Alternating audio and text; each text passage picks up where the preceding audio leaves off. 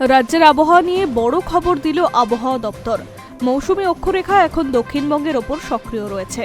তার সঙ্গে বঙ্গোপসাগরের ঘূর্ণাবর্তের প্রভাব থাকায় দক্ষিণবঙ্গের বেশিরভাগ জেলাতেই বৃষ্টি ও বজ্রঝড়ের সম্ভাবনা রয়েছে বলে জানা গিয়েছে।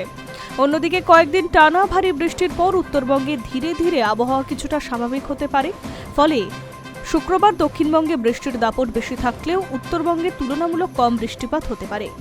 দক্ষিণবঙ্গের প্রায় সব জেলাতেই আকাশ মেঘলা থাকবে। দিনের বিভিন্ন সময়ে বজ্রবিদ্যুৎ সহ মাঝারি থেকে ভারী বৃষ্টিপাত হতে পারে। 24 পরগনা, হাওড়া, হুগলি, নদিয়া, পূর্ব ও পশ্চিম বর্ধমান, বাঁকুড়া এবং বীরভূম জেলাতে ভারী বৃষ্টির সতর্কতা জারি করা হয়েছে।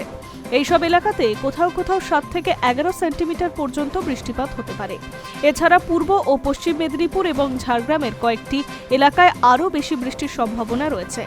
বৃষ্টির সময় ঘন্টায় 30 থেকে 40 কিলোমিটার বেগে দমকা হাওয়া বইতে পারে। ফলে দিনের বিভিন্ন সময়ে ঝড় বৃষ্টির পরিস্থিতি তৈরি হতে পারে। কলকাতা ও আশেপাশের এলাকায় আকাশ বেশিরভাগ সময় মেঘে ঢাকা থাকবে। দুপুরের দিকে বজ্রবিদ্যুৎ সহ ঝড় বৃষ্টির সম্ভাবনা রয়েছে। দিনের বিভিন্ন সময়ে হালকা থেকে মাঝারি বৃষ্টিপাত হতে পারে।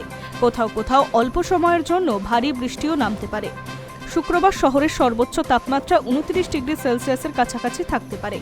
সর্বনিম্ন তাপমাত্রা থাকতে পারে 27 ডিগ্রি সেলসিয়াস। বাতাসে জলীয় বাষ্পের পরিমাণ খুব বেশি থাকায় বৃষ্টি থেমে গেলেও ভ্যাপসা গরমের অস্বস্তি অনুভূত হতে পারে। উত্তরবঙ্গে গত কয়েকদিন ধরে যে ভারী বৃষ্টির পরিস্থিতি চলছিল, শুক্রবার তা অনেকটাই কমতে পারে।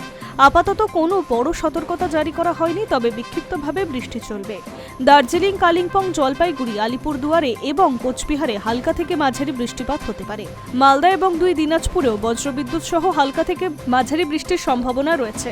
যদিও বৃষ্টির পরিমাণ আগের তুলনায় কমবে, তবুও পাহাড়ি এলাকায় আগের টানা বৃষ্টির কারণে কোথাও কোথাও ধস নামা বা জল জমে থাকার আশঙ্কাও রয়েছে।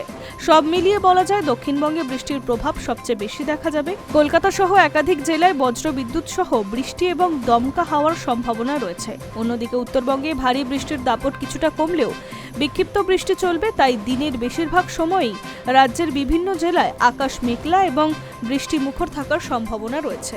Hi News network.